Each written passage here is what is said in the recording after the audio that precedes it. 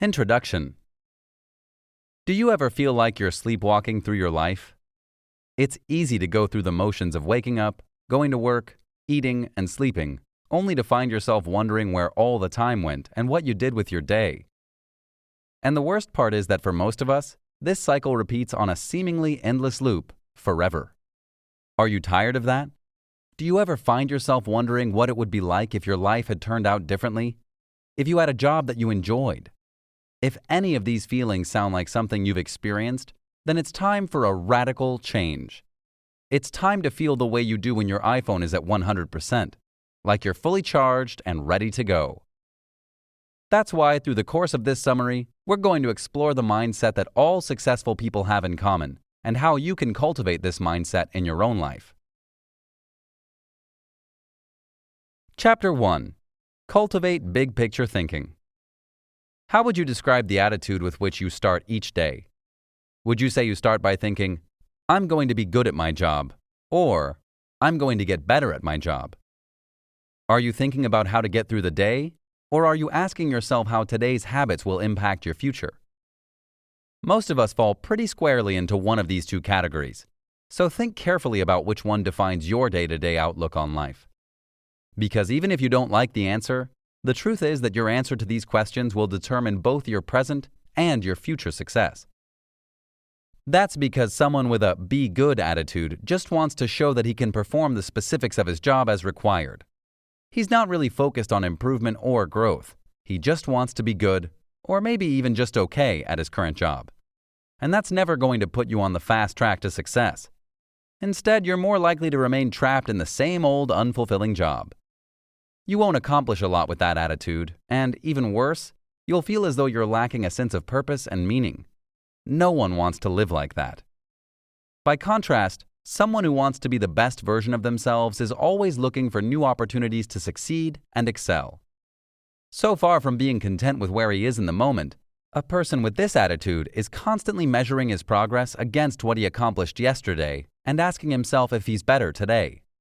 Measuring your progress against your own personal best is vastly different from comparing yourself to others, and this is another trademark difference in the way successful people think.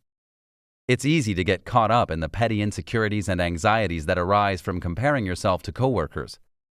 It's easy to waste time wondering if you're as smart, as competent, or as likely to get that promotion as Susie from marketing. But a successful person knows that you should never waste time comparing yourself to anybody else. In fact, a successful person understands that Susie's success doesn't matter to you because it has absolutely no bearing on your own worth, value, or potential. That's because your goal isn't to compete with other people. Your goal isn't to be better than other people. Instead, your goal is to be the very best version of yourself that you can be. So rather than comparing himself to others or feeling defeated by setbacks, the successful person focuses on self-improvement and views challenges as another gateway to improvement. If that sounds pretty good to you and you'd like to swap your be good attitude for get better, the good news is that the human brain is highly adaptable. In fact, it's pretty easy to train yourself into developing better habits. Here's how. Start by relinquishing your fear of mistakes. We're all a little bit afraid of looking foolish or messing up, but studies show that the most successful people are those who freely and openly acknowledge their capacity for making mistakes. And in doing so, they actually make themselves less likely to mess up because they've removed the crippling fear factor that often causes people to make sloppy mistakes. Another healthy habit is being willing to ask for help. Often, we want to look like we have it all together and we know what we're doing on our own. So we're afraid to be vulnerable enough to ask for help. In this case, the answer is as simple as stop being afraid to look silly. If your focus is on growing and improving in your social and professional life alike, then you'll realize that not knowing something is an opportunity to learn. So don't be afraid to ask someone else for advice. Chances are they'll be happy to let you learn from them. Chapter 2. Never stop learning. As you probably guessed from the previous chapter, learning is essential for success. And that's why this chapter is entirely devoted to the benefits of learning. Successful people understand that in order to be successful, you must constantly adapt. Because as you adapt, you learn what does and doesn't work. You learn to reject unhealthy thoughts and habits and replace them with better ones. So in this chapter, we'll take a closer look at some of the most important lessons you should learn if you want to be successful. The author observes that thinking outside the box is one of the most vital ingredients for anyone's success.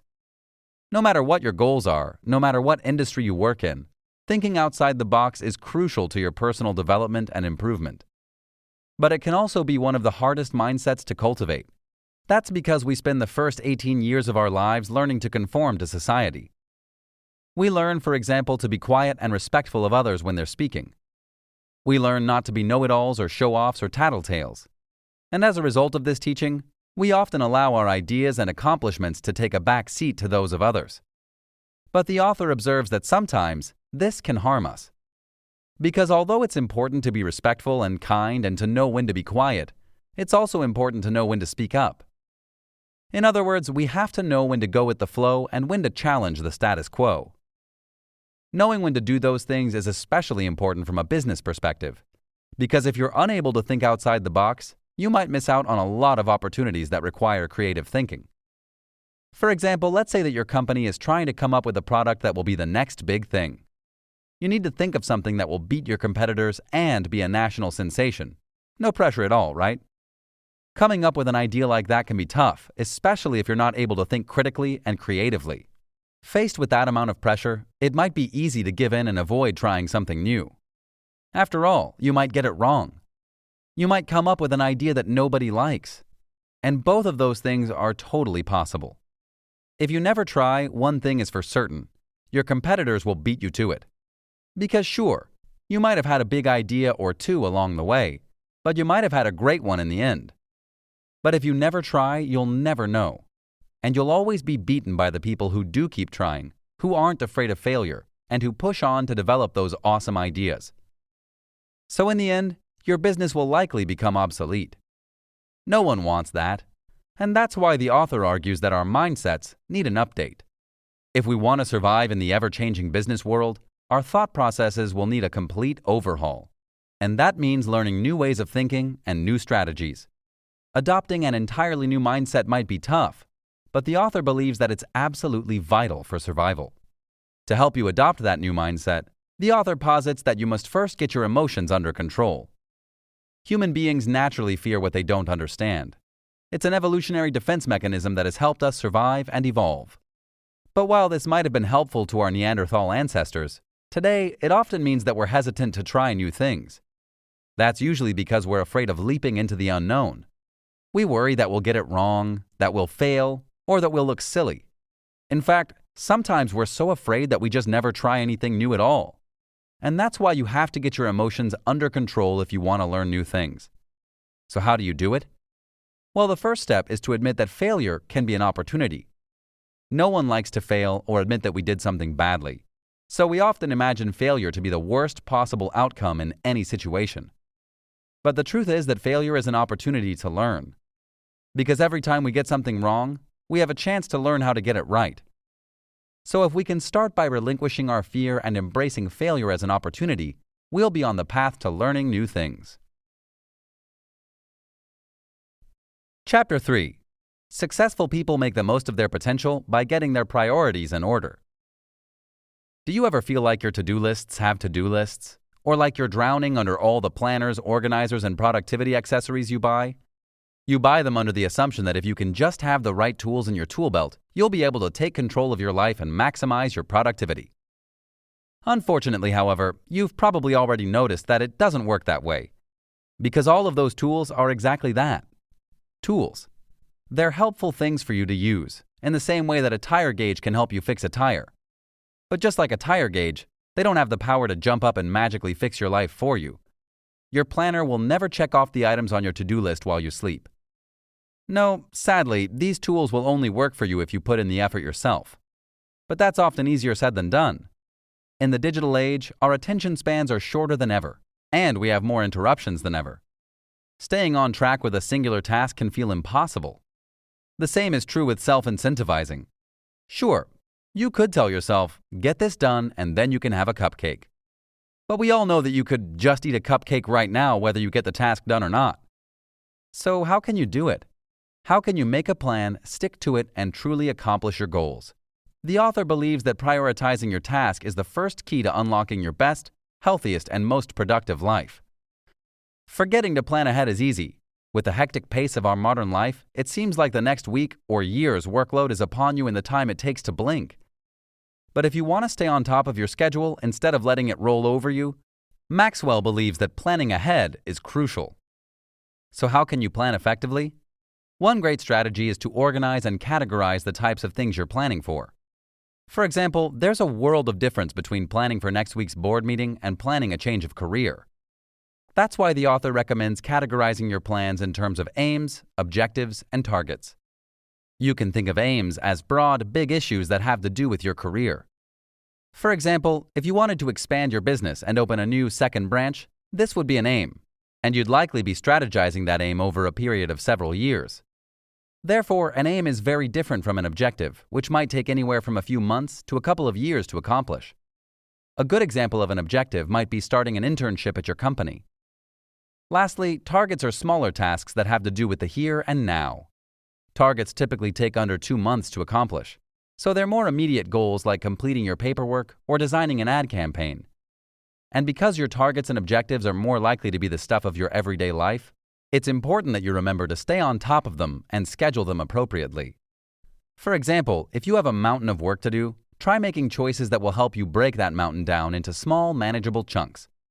Let's say that you have to read a 50-page document and then design a PowerPoint presentation that reflects the information you've read. If you consider that task in its entirety, it sounds overwhelming. It'll take hours. It's enough to make you give up and start binge-watching your favorite show on Netflix. But what if you broke that big task down into smaller increments and addressed each one at a time? You can start by reframing your task in your mind and thinking, I have to read this document first.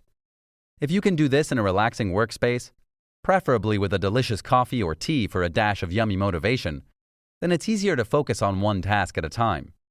And once you've accomplished that task, reward yourself with a little break or a cupcake and move on to the next one. Final summary. The author Charles Swindoll once wrote, I'm convinced that life is 10% what happens to us and 90% how we respond to it. And the same is true of our approach to success. It's easy to think that some people are inherently more successful than others, but the author affirms that nothing could be further from the truth. Instead, success is all about your mindset. So if you want to be more successful, you simply need to discover the right way to think. And the best part is that the success mindset isn't difficult at all. All you have to do is cultivate big-picture thinking, give yourself the freedom to fail, never stop learning, and put your priorities in the correct order. And that's really all there is.